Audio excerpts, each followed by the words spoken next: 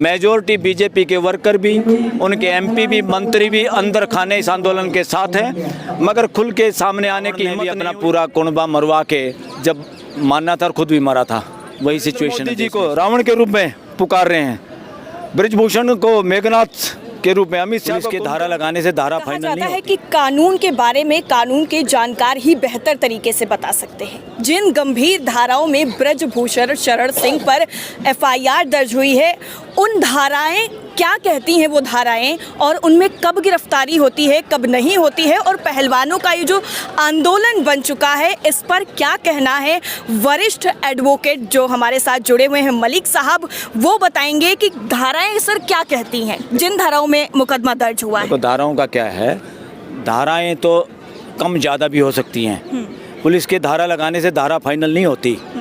बच्चियाँ क्या बयान दे रही हैं उससे धाराएं तय होती हैं। पुलिस तो बहुत बार धाराएं कम लगाती है अपराधियों को बचाने के लिए, पैसे के प्रेशर में, शासन के प्रेशर में धाराएं कम लगती है। ये तो कोर्ट डिसाइड करता अंतिम लास्ट में कि धाराएं क्या सही हैं और क्या लगनी चाहिए। इसका तो मामला आप छोड़ो, धाराओं के चक्कर में मत जाओ। पॉक्सो एक्ट का असली मायने है कि जो मानव दरिंदगी पे आए जो आदमी अब इस देश की छोटी बच्चियों के साथ, उनके लिए स्पेशल कानून बनाया है। और पुलिस की एक ही ड्यूटी है कि भाई इसमें एविडेंस मिटने के, प्रेशर डालने के क्या क्या वो हैं। और इसमें तो पॉक्सो में तो बहुत इम्पोर्टेंट, बहुत क्या कहें सेंसिटिव एक्ट है ये, इसमें तो उनको तुरंत गिरफ्तार करना चाहिए था, ये पुलिस की ड्यूटी थी। लेकिन ये वाला जो धरना है वो 19 दिन हो चुके हैं पूरे। अब उसके बाद अल्टीमेटम जो दिया गया है पहलवानों की तरफ से, क्या लगता है आपको कि कार्रवाई होगी या फिर अभी ये ऐसे किसान आंदोलन की तरह आगे ही चलता चला जाएगा? रावण ने भी अपना पूरा कुनबा मरवा के जब मानना था और खुद भी मरा था, वही सिचुएशन है देश में इस वक्त। और कई लोग ये भी आरोप लगा रहे हैं कि पहलवान जो हैं वो ही तैयार नहीं हो रहे हैं नार्को टेस्ट के लिए, जबकि पहलवानों की तरफ से खुद कहा गया नार्को टेस्ट के लिए।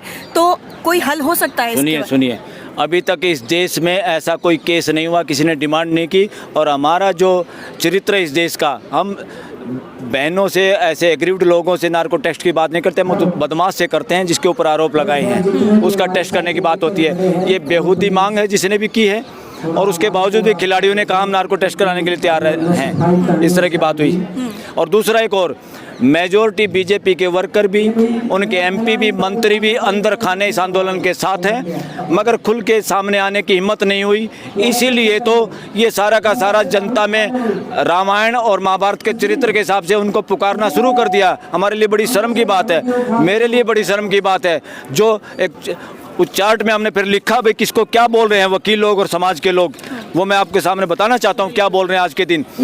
महाभारत के अनुसार लोग सत्यपाल मलिक को कृष्ण के चरित्र में देख रहे हैं, कैरेक्टर के रूप में, नरेंद्र मोदी जी को दुर्योधन के रूप में, ब्रिजभूषण को दुशासन के रूप में, मोहन भागवत को शकुनी के रूप में लोग पुकार रहे हैं, द्रौपदी मुर्मू जी को भीष्म पितामह के रूप में, इतनी लाचार हो गई हैं, कुछ कर नहीं पा रही। महिला खिलाड़ियों को द्रौपदियों के रूप में देख रहा है देश। जगदीप धनखड़ जी जो वाइस प्रेसिडेंट हैं देश के, उनको द्रोणाचार्य के रूप में, के समझदार होकर भी किस पक्ष में खड़े हैं।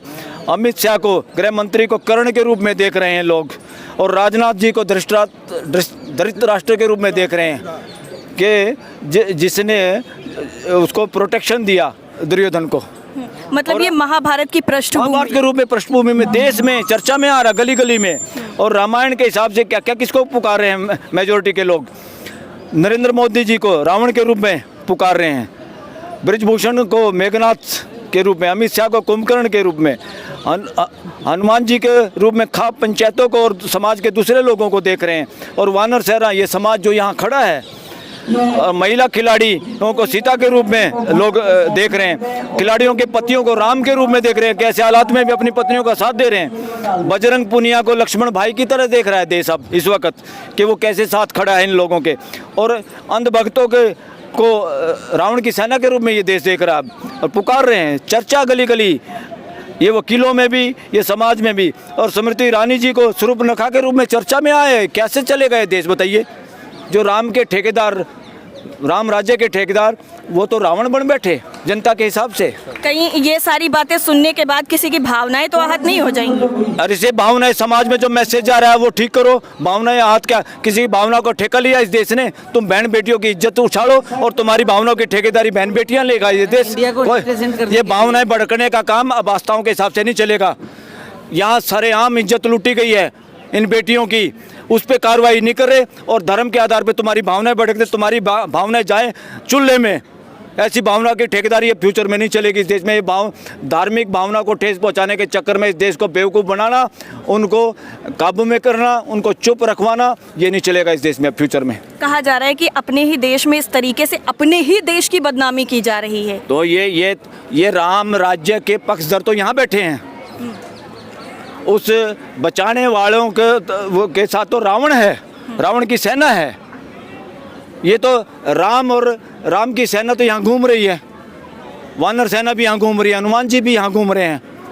ये बाकी लोग वहाँ हैं जो पुलिस को गिरफ्तारी नहीं करने देते, उसको कार्रवाई नहीं करने दी, ऐसा आदमी को बचाए रखे हैं। रावण ही बचा सकता है। रावण हम जो पढ़ते हैं, देश ने पढ़ा है, रावण ने आखिर दम तक सबको लड़ने का अहंकार रहा है। जब तक रावण का नंबर नहीं आएगा ये रावण मानने वाले नहीं हैं। और ये उसी दिन फैसला होगा जब रावण की गर्दन फंस जाएगी।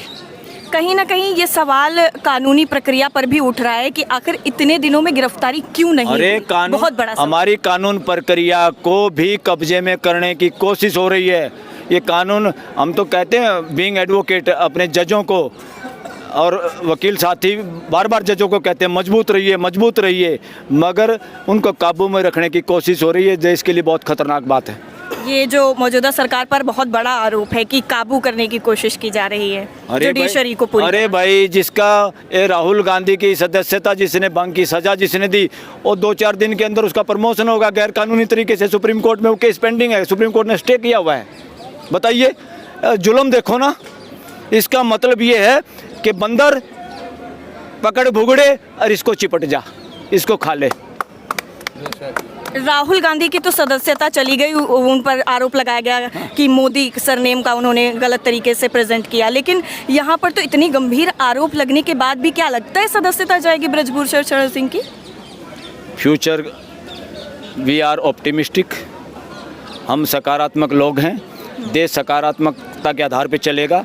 जो नकारात्मक लोग हैं वो बहुत थोड़े हैं और सब कुछ होगा हम सब की आंखों के सामने। Thank you so much.